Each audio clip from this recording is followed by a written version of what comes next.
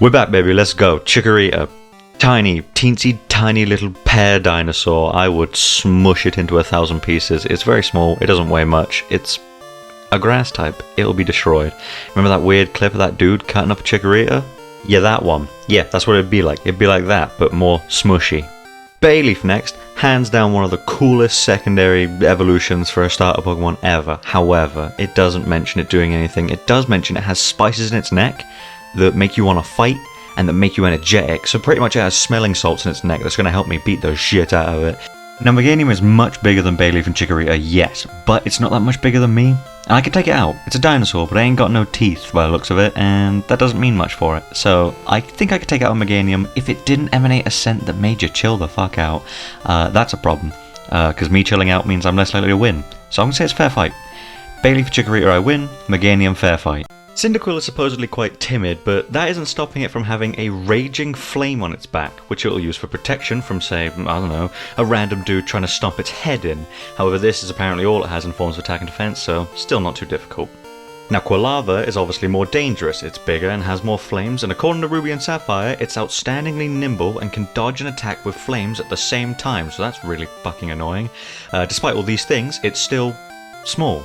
So honestly, I could still kill it in one swift kick, which would be phenomenal. It's a threat still, but nothing that I don't think I could handle. And finally, moving on to the enormous Volcano Badger. I lose. Yeah, it's not only capable of creating blazing explosions, and also of becoming so hot that if you touch it, you will erupt into flames, but also it's a fucking 5'7" badger, one of the most notoriously dickish animals. You wouldn't see me getting involved with a regular badger, let alone a tall-ass, fire-breathing, explosion-making badger. I'll say Cyndaquil I win, Quilava's a fair fight, and I lose against a Typhlosion. Right off the bat we have a problem with just the baby croc. It mentions it being able to cause serious injuries when it thinks it's being playful. Fuck. Now what that means is that if I value not only winning the fight, but also making it out with all my limbs, I cannot get caught in Totodil's jaws. Luckily it's still quite small so I can do damage, but I feel like I can tell where this is going. Now I'm definitely not the only one that thought the way they shaped Crocodile's mouth was weird. Turns out its mouth looks like that so that its teeth can act like barbed fish hooks and become impossible to remove. Also, it's apparently not going to let you go until it loses its teeth or you stop being alive. My only saving grace is that it's short and relatively light. Now of all the Johto starters, I would not fuck around with Feraligatr most of all. It's over 7 feet tall and is a crocodile, which is already pretty much all I need to know to make a conclusion, but I digress. It bites with massive and powerful jaws, fun, and then shakes its head side to side to savagely tear you up. Double fun. Perhaps it's slow and you can wear it out? Nope. When attacking prey it moves at blinding speed. Do not ask me how. Totodile's a fair fight, Croconaw has the advantage, and Feraligatr would fucking murder me. Sentret is just a little dude, incapable of violence, and very ball-shaped, which would only be helpful for me. It's supposedly really good at looking out for and spotting danger, and presumably it's quite quick to flee. However, that's not the game we're playing. The fight between me and a Sentret only lasts as long as it takes me to get my hands on the little monster. Once I have them though, there's a number of options. I think I'd go with grabbing the tail and swinging them into a wall or a fence, something tasteful like that. And continuing the trend of being adorable is Furret. Look at that face, what mischief could he possibly get into? Well, not much according to the decks, very slim and very long. Furret is quite nimble and speedy, but again, that's it. It wouldn't take much to put a Furret out of commission forever. However, I'll give him the benefit of the doubt. He's decently heavy and quite fast, so ramming speed could do some damage to me, but ultimately, I don't see it going Furret's way. I think it's safe to say, Sentret I win, and Furret, I have the advantage. Hoot is a cute little owl, and while it can fly and has talons, I'll be damned if I say it could beat me in a fight. It hoots at the same time every day and is used in place of a clock in some parts of the world, which is fun, but like how most people feel about alarm clocks, I'm gonna smash Hoot against the wall until he hoots his last hoot. Now Noctile is far more intimidating because some sick fuck at Game Freak said, yeah, that owl? Let's make him 5 feet tall! And like most owls, it is completely capable of silent flight. So a 5 foot tall owl with a beak, talons, and is not able to be heard by human ears is going to cause me a lot of issues. However, a point for me can be found in its weight. It's quite light for a massive damn bird, so if I can get a hold of it, I might be able to stop it from flying about like an asshole and splat it against the floor. So to those points, I'm going to say Hoot, I win, and Noctile has the advantage over me. Poor Ladybird. I've always thought Ladybird was quite cute, and I've wanted to use one, but unfortunately, this whole line have not been blessed in the stat department, and according to the decks, they've not been blessed in nature either. They're extremely timid, and can't even move unless they are in a swarm of other Ladybird. They don't attack either, so unfortunately, I'ma smush this bug. Now it's all well and good that Ledian uses the stars for energy and scatters a mysterious glowing powder, but if the deck says that the power of your punches are, and I quote, piddly, then I'm going to murder you. Ledian is not tall, it's not heavy, and it's very weak. A recipe for victory if I've ever heard one. I would win against both Ledibur and Ledian. Spinarak is a little itty bitty spider and does classic spider stuff such as lay traps and inject poison. Now, 1 foot tall is big for a spider, but I still don't think it's laying traps big enough to catch me, nor do I believe that I'm stupid enough to walk into them. And I know what you're thinking, well, the poison will get you. Unfortunately, you're an idiot if you thought that, because apparently its poison is not strong enough to kill its prey, just weaken it. Its prey is Cutiefly, and I am much bigger than a Cutiefly, so Spinarak's gonna die. Now Ariados, it's much more believable that I would get caught in their webs because they're like 3 times bigger, and also their silk is known for its strength, so maybe it could get me like that and sip my bodily fluids despite how weird that sounds. Problem is though, he's still kinda small, not for a spider, but compared to me, a thorough stamping could sort him out. So Spinarak is a win, and I'm going to say that Ariados is a fair fight. And now for our first new evolution of an old Pokemon, and a damn good one at that, Crobat. Right off the bat, we have a huge problem. This big bastard is massive, nearly 6 foot. Now I'm going to assume that that's the wingspan, but still, what the fuck? That would still mean that it has the wingspan of various eagles. Combine that with the fact that its fangs are so sharp you don't even realize you've been bitten, and the fact that it flies so silently and quick that you might not even notice it when it's really close. Well, I'm just dead. Also, it drains blood, like a vampire. Very unhelpful. So starting off the new evolutions with a bang, because I'm a fucking skinny pale corpse and this eagle bat gets to fly off content with the fact that I probably didn't notice him. I lose against a Crobat. Arguably one of the cutest Pokemon out there, Chinchou is based off one of the scariest creatures that the deep dark sea has to offer, the anglerfish. Now Chinchou can produce electricity, but this electricity stuns and faints. And this gives me hope, because obviously it's whoever dies loses. But enough electricity can kill just about anyone, so I've got to keep dodging and hope I can take it out before this little taser boy stops my heart and wins.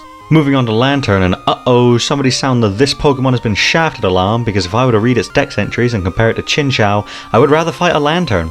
Lantern's entries say that it uses its blinding light on its head to paralyze prey and swallow them whole. It only has one dex entry that mentions it using electricity at all, and it says that it does an electrical attack. So Lantern is actually an easier fight than Chinchou in my opinion. This is a first. So when it comes to the results, I'm going to say Chinchou's a fair fight and Lantern, I have the advantage. Okay, so I don't even have to make the joke about where this is going, because look at it.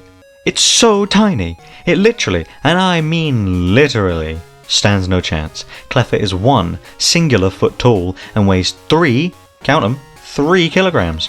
In the description, I'm going to put a link to a website telling you other things that weigh 3 kilograms, but just as an example, I'll tell you one now. A newborn baby.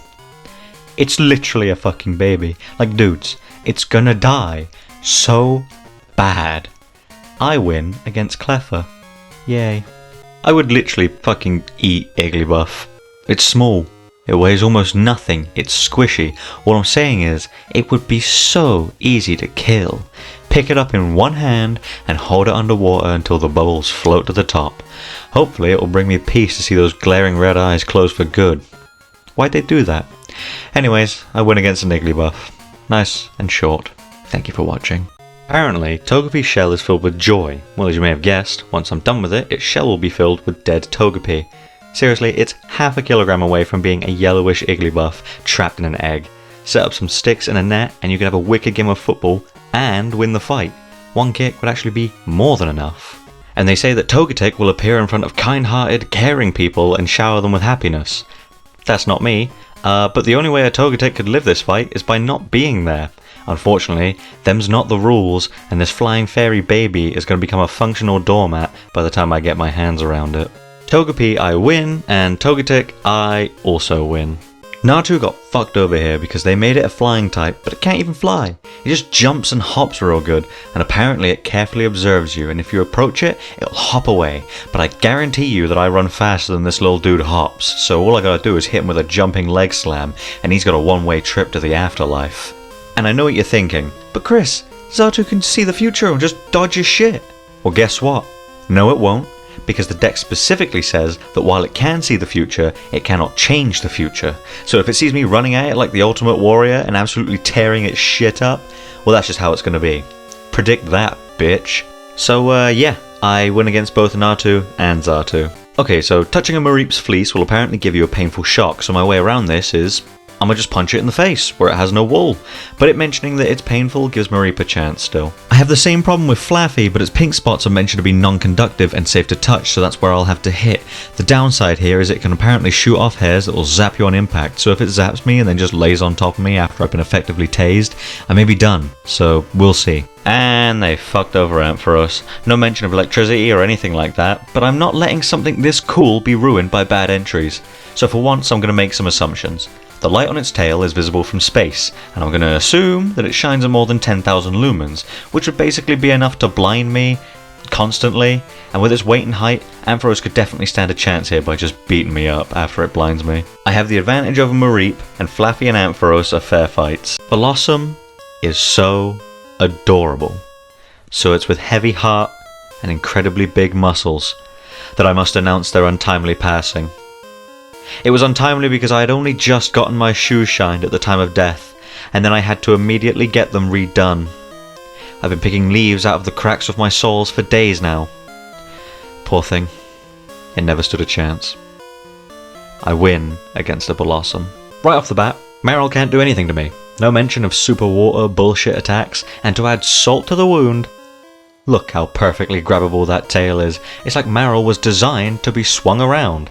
Throw in a couple of rough stops against a wall or a floor and this little water mouse is done. Okay, Azumarill is not given any form of attacking in the dex, just good hearing and camouflage. However, Azumarill is based off a rabbit and not a mouse, so it's not too far-fetched to say that it has kicking power similar to a rabbit but scaled up for its height. And while I still don't believe it would kill me per se, it definitely hurt and could do some decent damage, so I'll throw it a bone. In the end, I win against Marill and I have the advantage against Azumarill. So we all know Sudowoodo's gimmick. It looks like a tree, but it's not. However, the dex is skimping on details again and is only saying its composition is similar to a rock. Even Professor Laventon from Legends Arceus says it feels like a rock. So I'm sort of at a crossroads here. For the sake of giving an answer, I'm going to say that it has really rough skin, but its body can still be bent and flexed. With the dex specifically calling its arms out for being supple yet strong, I think I'm going to call this a fair fight. Defensively, Sudowoodo is quite solid, but offensively, I'm much bigger. So yeah, Sudowoodo is a fair fight. Politoed is a weird case, because while Politoed itself is not a threat at all according to the dex, I may have a problem with the fact that it can summon an army of Poliwags and Poliwhirls with just a cry. I didn't know this. Did you know this? No one read this froggy asshole's dex entries. Poliwag isn't really a threat either, but if you'll remember, Poliwhirl has the ability to cause hypnosis, and all it would take is like 3 Poliwhirls to guarantee I fall asleep, and then they could just shitpile me until I die. So, breaking cuteness stereotypes, Politoed would fucking destroy me. Hoppip is an easy one for me because its dex entries just reinforce the fact that it gets blown away by gusts of wind. It weighs almost nothing, and I'd be more than capable of just punting it sky high or crushing it in what would be some very gooey stomps. And Skiploom is literally just a green Hoppip. Super light, not dangerous, and again, it could be unceremoniously dispatched with very little effort put into it. Hopefully Jumpluff is at least somewhat exciting. I was wrong. So very, very wrong. Jumpluff's most dangerous dex entry talks about how it can cause what I would gently label as hay fever. Once it runs out of cotton spores, it'll die, so I could quite literally just shake it to death. This line is so unacceptably weak. I win against all 3 of them. Okay, it's super cool that Apmom's tail is pretty much a hand and all, but the problem lies in the fact that it's still a 2-foot monkey. He's gonna be killed. When I said Marill had a tail made for grabbing, clearly I'd forgotten about Apmom. My tactic to get this mischievous asshole is as follows. Go in for a handshake with the tail. Firmly grasp it, and then just start swinging. Walls, floors, trees, grandmas, all will become deeply connected with this purple monkey. I win against an Apmom. Sunkern is adorable. I don't know how they made a sunflower seed look so cute, but when even your dex entries are saying you're weak, then you may have a problem. Its only defense mechanism is, and this is a direct quote, shake its leaves violently. Now I'm no mortician, but I don't believe death by really shaky leaves is quite so common. I'ma eat this little guy. I'm not gonna do any shit build-up jokes. It's a teensy ass sunflower. I would rip it to shreds before its smile could even become a frown. None of its dex entries help it in any way in a fight. Cute as it may be, that will not save it from death. I win against both Sunkern and Sunflora. Finally. After a long string of bitch-ass Pokemon, something dangerous. Yanma may not look like much, but this 38 kg, nearly 4-foot dragonfly is packed with survival skills. It has 360-degree eyesight, is very good at making tight stops and turns while flying, and to top it all off, its wings can flap so intensely that it can cause windows to shatter with shockwaves. They're also apparently capable of throwing a house skyward. How realistic is that? I don't know, and I don't care. I'm just here to get beat up. I still have a chance though. Yanma has the advantage. Wooper is just a little guy. We all love Wooper, but as you may have noticed, he's just a head with some legs and a body. Nothing scary. It does, however, cover itself in a slimy toxic goo when on land, and that can apparently cause shooting pain. But realistically, that isn't going to stop me from sending it into the stratosphere, especially if I'm wearing shoes, and just give it a big damn kick. Quagsire doesn't even get the luxury of the goo that Wooper has. This is pretty much another slowpoke situation. It doesn't move much, and it's pretty stupid. It's a decent size and weight, but if it's truly as lazy as the deck says, then this isn't going to be a problem. I'm going to say that I win against Wooper and Quagsire. Wooper's too small and not really that strong, and Quagsire's too stupid. Espeon is badass and definitely a top 3 evolution. The problem is, the dex doesn't give it the entries it deserves. It does luckily mention it wielding psychic power. Unfortunately, it doesn't say to what extent, but combining that with the fact that it can actually predict incoming attacks means I'm going to have a hard time while still having a somewhat decent chance. Call me basic, but Umbreon is the man. Super badass design, the perfect moon counterpart to Espeon's sun, and much like its pink pal, the dex has told Umbreon to go fuck himself. However, it does mention it's secreting poisonous sweat, and specifically aiming for the eyes, so that's something. And it also says that when it goes hunting, it goes for the throat and then eats it, meaning it does kill and eat living things. I know that it talks about mysterious power, but I'm not going to base a fight off of mysterious powers. I think for both of these dudes, it's a fair fight. Now Murkrow's whole deal is that it is apparently unlucky if you see one at night, and this has led to it being feared and hated by many. But here's the thing. I don't believe in superstitions. It's a crow. I'm gonna rip his stupid little hat head fur off and then ditch him in a bush or something. I would personally beat the shit out of a Murkrow. Before we do anything, you motherfuckers need to explain to me since when was Slowking 6 foot 7 inches tall?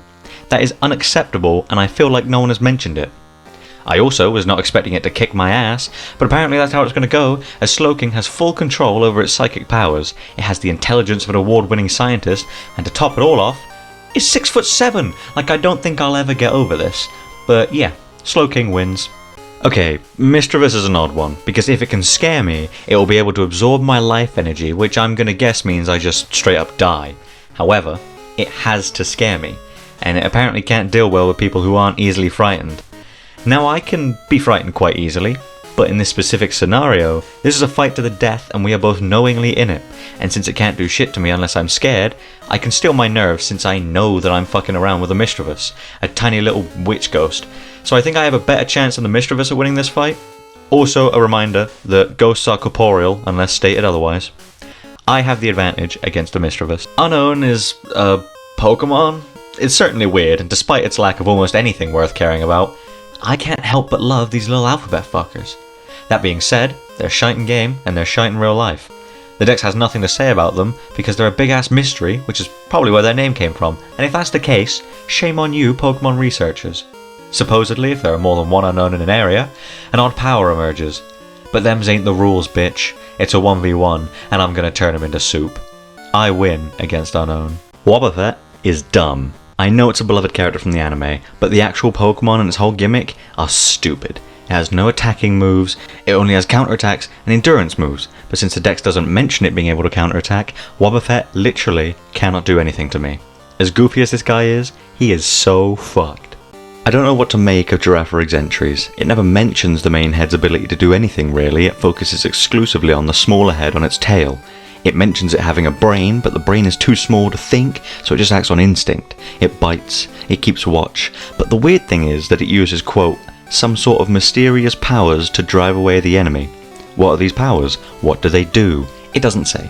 But because of Giraffrig's incredible spatial awareness, ability to attack from the front and the back, these odd psychic powers, I'm inclined to say that it's a fair fight. That is, if I don't acknowledge that it's a fucking giraffe. A small one, but they're still dangerous, so I'll say that Girafarig has the advantage. I wish that I could just say, it's a pinecone, and I would destroy it, but unfortunately that's not the case. Pineco are made of bark, and while bark is not the toughest material on Earth, it can still take a punch for sure. Also, they can apparently just add more bark onto their shell with their saliva. Gross. And this makes them thicker and larger, as weird as that sentence is. Also, they're known to explode if you piss them off, so I'm going to say that Pineco weirdly has the advantage. Okay, I didn't think I stood much of a chance against Forretress because of the steel type, and I was right, I am fucked. It's totally encased in a steel shell, and can fire off steel spikes subconsciously to attack me. I can't get at its flesh, and it can just impale me. Because of these reasons, Pineco has the advantage, and Forretress wins, and I have a newfound respect for both of them. I think my biggest problem with Dunsparce is going to be that it's a little bitch. If it spots a human, it will furiously bore a tunnel into the ground with its tail, and it will piece out of there faster than me when I see an old friend from school. No matter how much you hope and pray that someday they'll do this little snake guy justice, Dunsparce is just too weak, and I'm gonna kill him. I win against a Dunsparce. I didn't realise Gligar was quite so dangerous, but it is, trust me. It flies around silently, like no sound at all, apparently. Then it clings to your face like some weird face-hugger scorpion. Then it injects you with its poison barb. Now luckily for me, it's small and I can grab the barb to stop it from stabbing me. However, it can fly properly, like not just pretend flying, it can fly. So I'd have to grab it first, and if I lose sight of it for even a second, I'm immediately in danger. So even though there is a way for me to win, it's unlikely. Gligar has the advantage over me. Without even reading an entry, it should be obvious where this is going. Standing at over 30 feet tall and weighing 400 fucking kilograms, 880 pounds for all you Americans, Steelix is 50% steel, 50% snake, and 100% gonna eat me, rip my face off, or crush me entirely. In fact, it could do all those things. It eats boulders, and not even diamonds can leave a scratch. And any true fan of Minecraft knows that diamonds are not to be trifled with. But yeah, Steelix wins. Who knew? There's not really much to say about Snubbull. It's quite literally just a dog. It pretends to be scary, but it's the one that's actually quite scared, which is really good for me. And since it's just a dog, I'm going to show it what the bottom of my shoe looks like, and it's going to be so thankful that its heart will stop. And apparently Gramble is more scared than Snubbull, which is good, but Gramble actually has weapons with which to murder me. However, its shy nature offsets this a bit, so I'll say it has a chance, but it's kind of just a bigger dog, so I'm gonna more than likely win.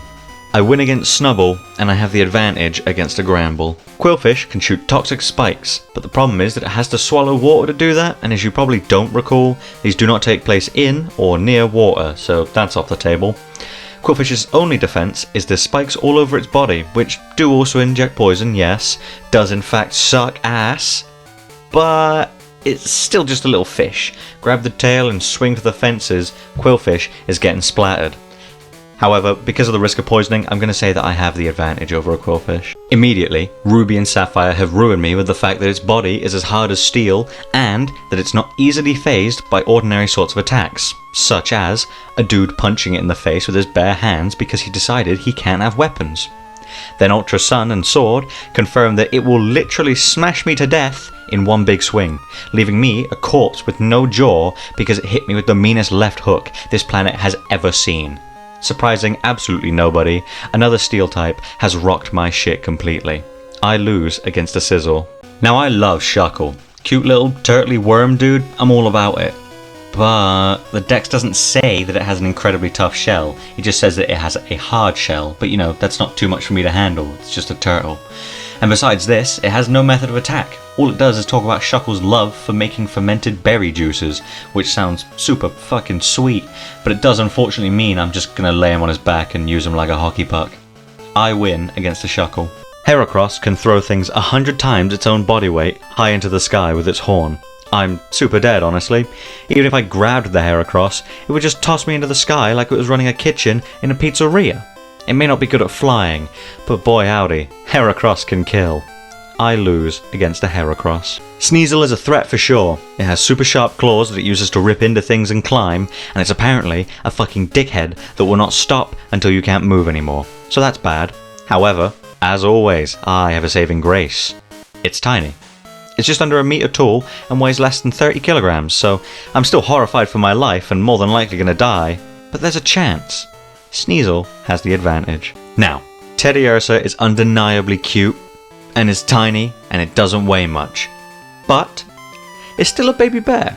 Not quite the life-ending threat of a full-size grizzly, but it's got claws, and anything with the balls to take anything from a Beedrill has to be at least somewhat strong. So I'm going to say I have the advantage. If it weighed more than 9 kilograms, I might bump it up to fair fight, but for now this little dude's just too light. It's taller than me, it's heavier than me, and it's a fucking grizzly bear. I'm dead as hell. Look at those claws. Also, it's a skilled climber, right? But apparently, it just can't be bothered sometimes, and it just kicks the trees down instead. No amount of excuses or arguing could get me out of this. I'm dead. I have the advantage against Teddiursa, and I lose against an Ursaring. I'm going to do these two together, because it's pretty much the same thing. They're made of fucking magma. I am going to die. Magcargo is 18,000 degrees Fahrenheit, or about 10,000 degrees Celsius. This makes Magcargo hotter than the surface of the sun, which is 10,000 Fahrenheit, or about 6,000-ish Celsius. What this means is, if I fought a Magcargo, I would be incinerated to death immediately, and so would most of the surrounding area of the planet.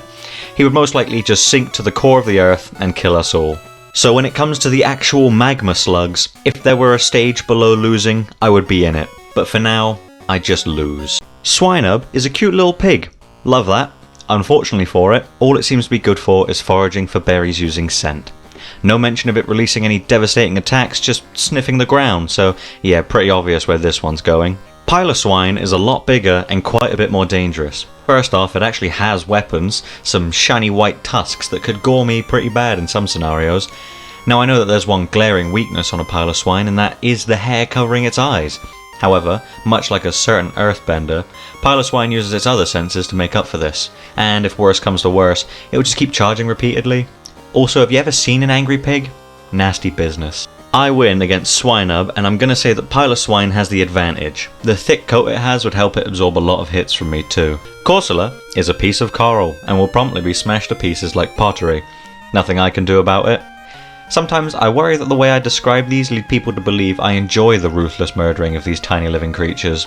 I can assure you that that's not the case. Most of the time.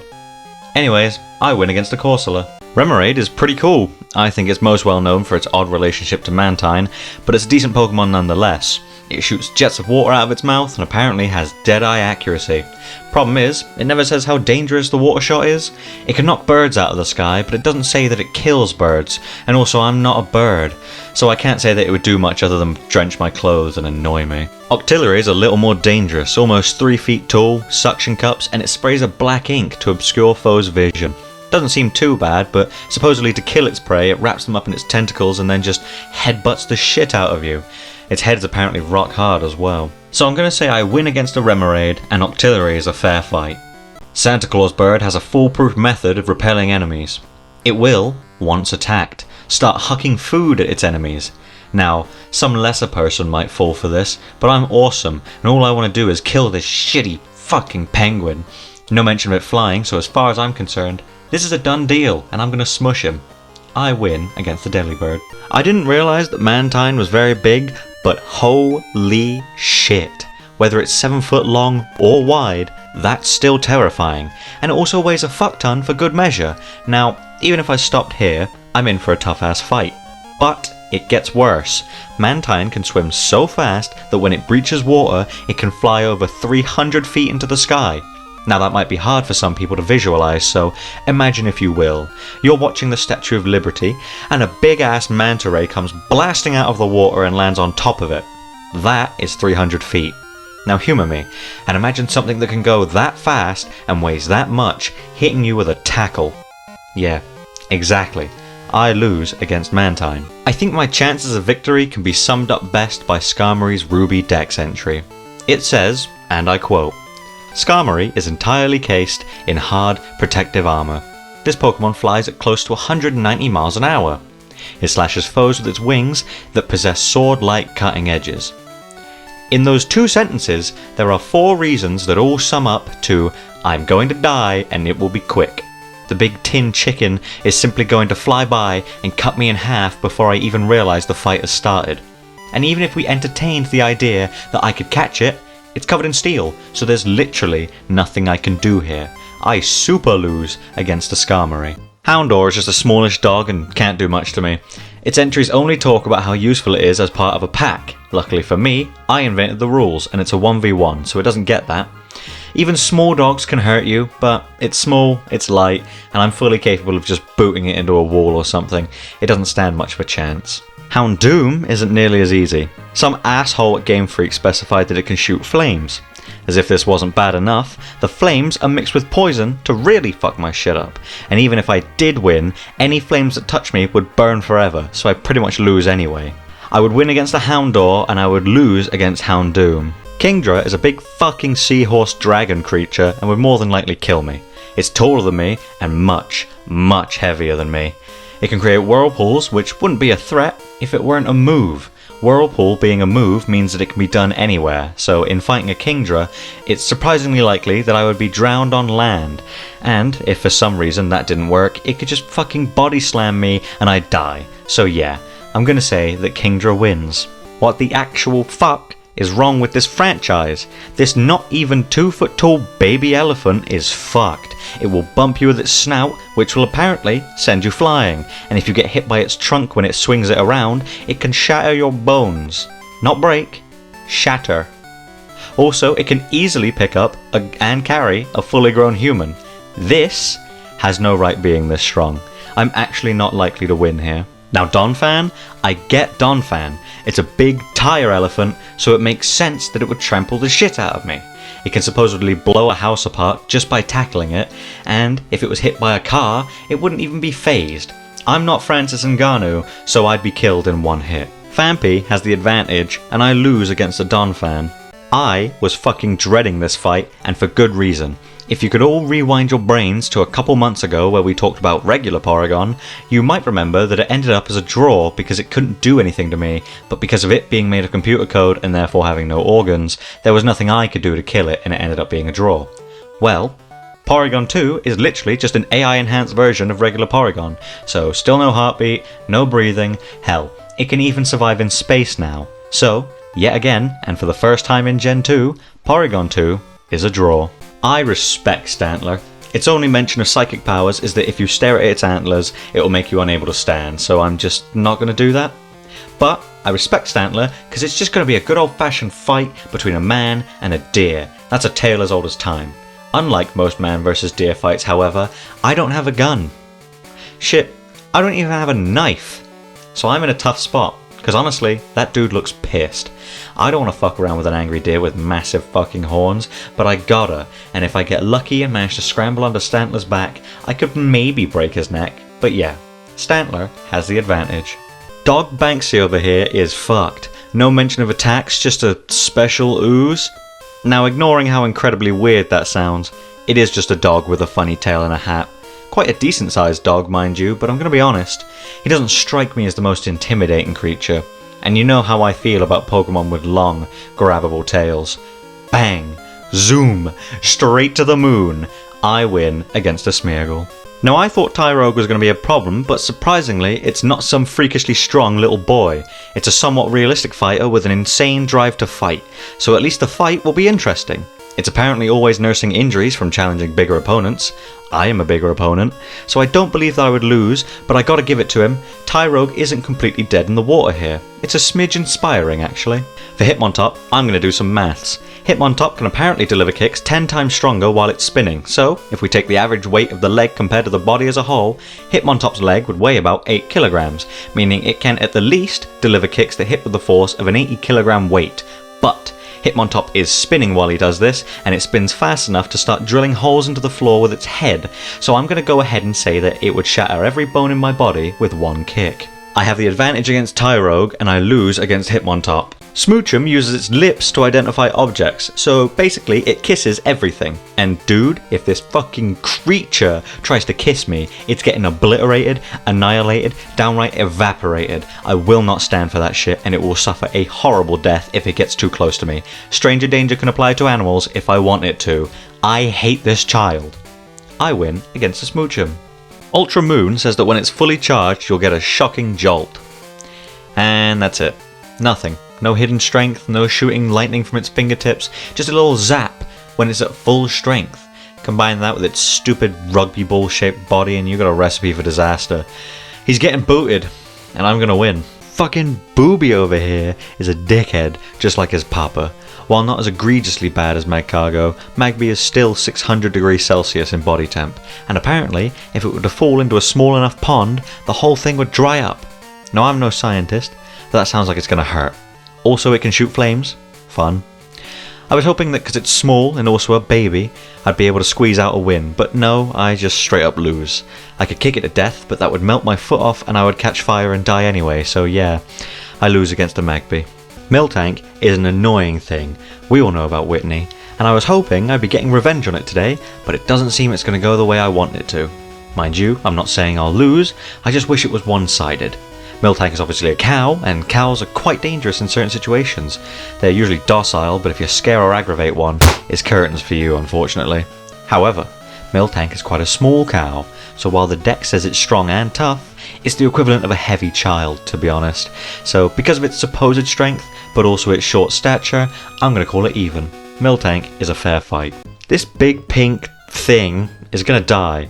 I'm sorry to all you Blissey fans out there, I'm sure there's at least one of you, but there's no mention of attacks, not one bit.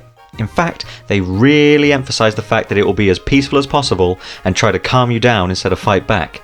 Those are not the rules here, and so I'll just have to beat down this round egg creature. Speaking of eggs, I'm nicking that after the fight. I win against a Blissey. Okay, so it's pretty obvious that I'm just fucked, right?